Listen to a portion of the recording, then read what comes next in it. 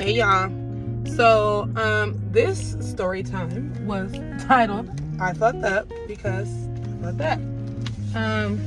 Those of you guys that know me, or at least by my videos now, you guys know like I don't have any issue taking accountability for where I messed up at.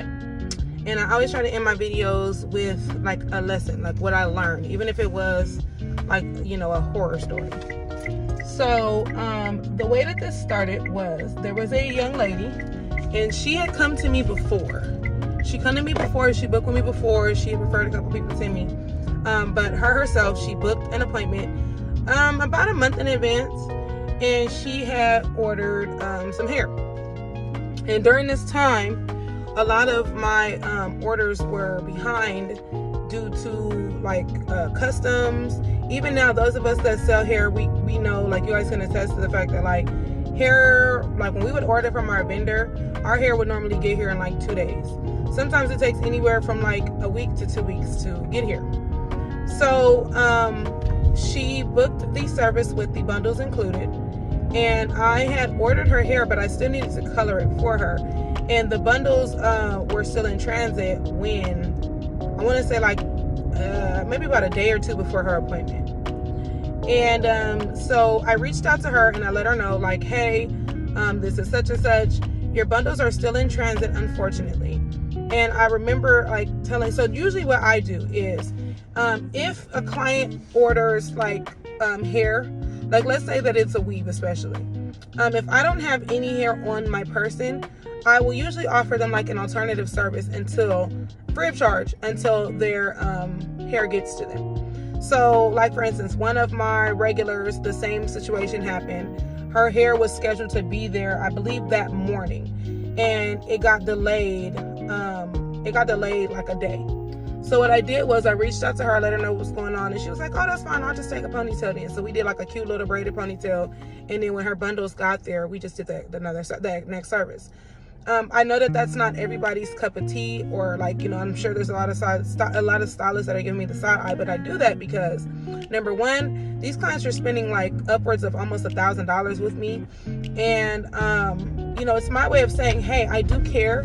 I understand that, you know, obviously you booked this service with the understanding and the intent of not having to worry about anything. And what if this client has something important going on? I don't want them to just have to sit there and wait with no hair. I'd rather give them a service where they're still walking around feeling cute, and then when their bundles come in, they can get their weave. But that way, all they're already paying for, because when I do any service that I have where like the bundle hair is included, they pay for that in full, so they pay for that up front. So their whole service is already paid for. So I kind of look at it for myself like it's the least that I could do, right? So back to her. I reached out to her and I told her like, hey, this is a situation. And she was like, okay, well, I ordered this hair a month ago. And I was like, you know what, I do apologize. You know, I said, but I am like, you know, if you want to get a different service until your bundles come, that's perfectly fine with me. So she was like, well, that's fine. She said, well, how much time do I have? And I said, well, you have about 4 to 5 hours, because like I said, it was supposed to be, she booked for color, the install, and I think it was like curls or something, but it was a reason why the whole service was that long. And so I said, well, you kind of got me all day, so what do you want? So she was looking through things and she was like, I want this. So she was saying that she wanted like some spring twists. And I was like, okay. So I agreed to it because she spent like $700 with me, guys. And so I agreed to it, but then I remember asking her like, okay, so do you want to reschedule the weave appointment? Like, you want to book the weave appointment further out? Or like, you know, and she was like, no, like I'll just wear these until whatever. You got to think, so she's getting a head full of like twists, and then is going to turn around on a Monday and get a weave installed. Like, I just personally, I felt like it was too much on her head. I felt like she could have waited, but she explained to me like I really wanted my weave. And I'm like, okay. My thing is, I'm still trying to go above and beyond to make sure that my client knows, like, I'm not here to waste your time, I'm not trying to get over you, nothing of the sort. I just want to make sure that like you're good, you know? Lady that every time her and I spoke, she was extremely aggressive with me. But I would try my hardest just to not take it personal.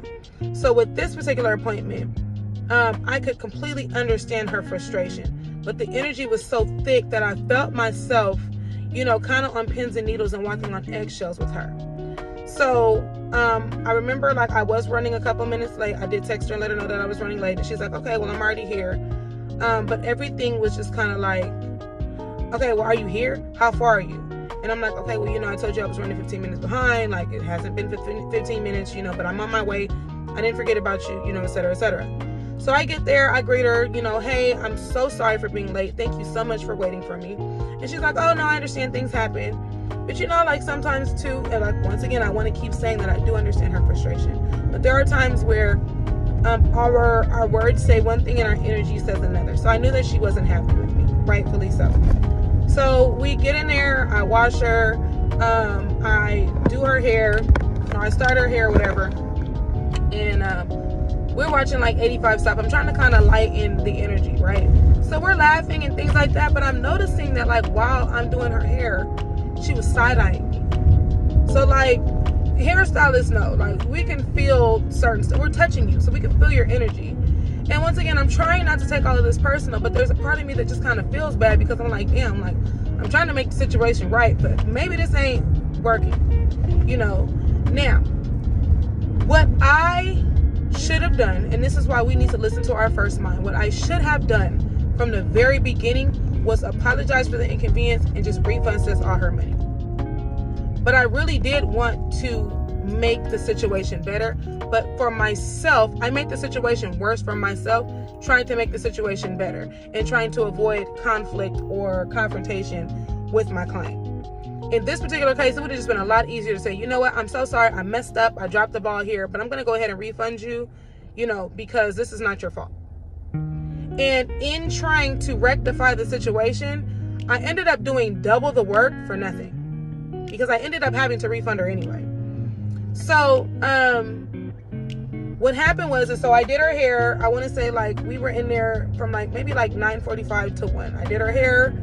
When she left, she was like, oh, this is cute. I like this, whatever. But then like, I want to say maybe about 5 that evening, she was like, okay, well, I got a question. If the hair's supposed to come on Monday, how are we going to dye it? Yada, yada, yada, yada. And I was just like, well, give me a second. I'm just now leaving the shop. And once again, I can understand because I've now created the space for her to not trust me. I have to acknowledge that, right? Because I dropped the ball. But it was just a lot of like, how are you going to do this? How are you going to do that? Why are you not answering me? I should be able to get in contact with you when I need to. It was just a lot. It was a lot. It was a lot. And so I found myself, like I said, like kind of tiptoeing around her. I found myself trying, like, I'm driving, trying to answer her back because she's so aggressive in her texting.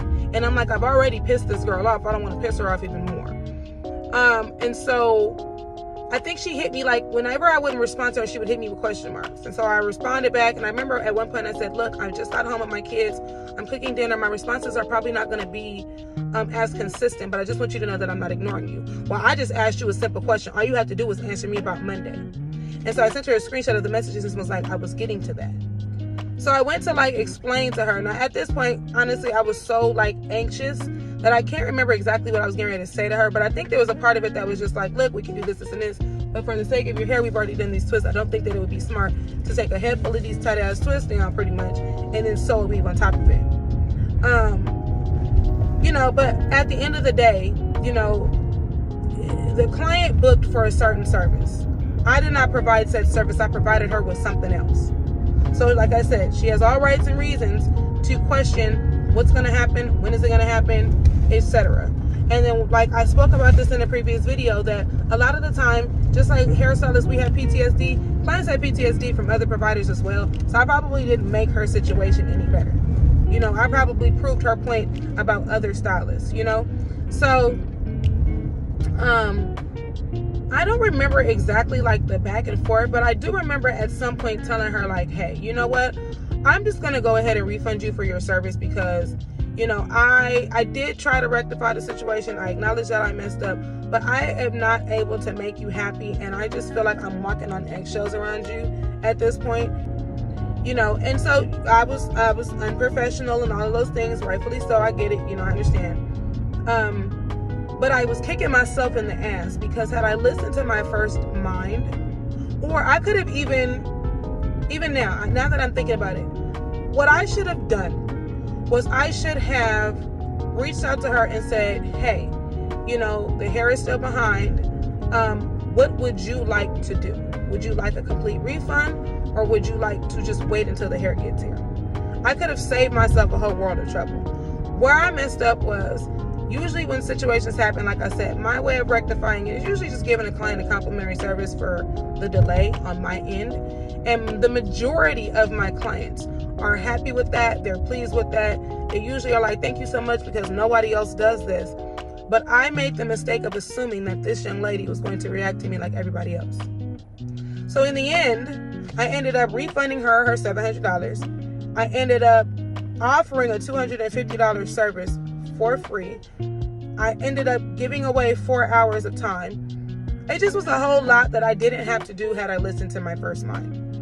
And then later on, I remember, like, you know, because I ended up explaining to her, like, hey, this is how the refund policy works. If it doesn't come, like, if the money doesn't return back to your bank in so many days or whatever, like, call your bank and have them deal with it. So I don't exactly know what happened in the process. And like I said, I'm going to keep saying this.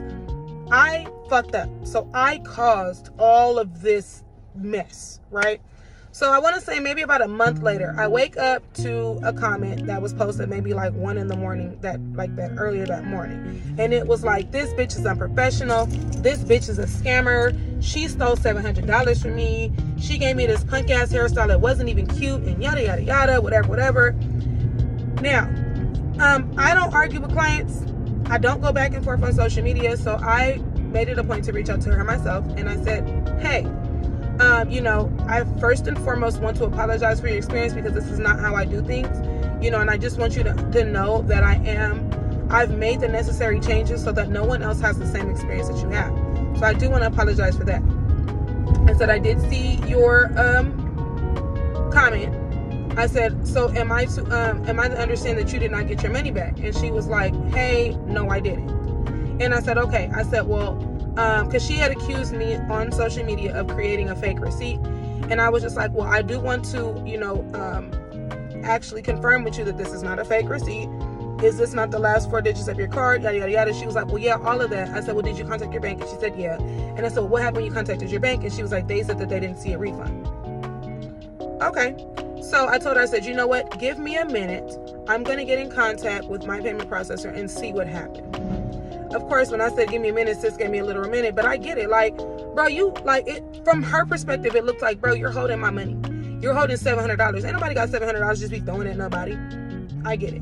Mind you, I also realized all the anxiety started to come back. So in that moment, it was just like, okay, let me make sure that this situation is fixed and closed out so that I'm not put in this position again, right? And so that sis can get her money back and not have to worry about it. So I contacted the payment processor, spoke to them, and also requested that they send me an email transcript of our conversation so that my client was able to see that, like, no, this was here, here, and here.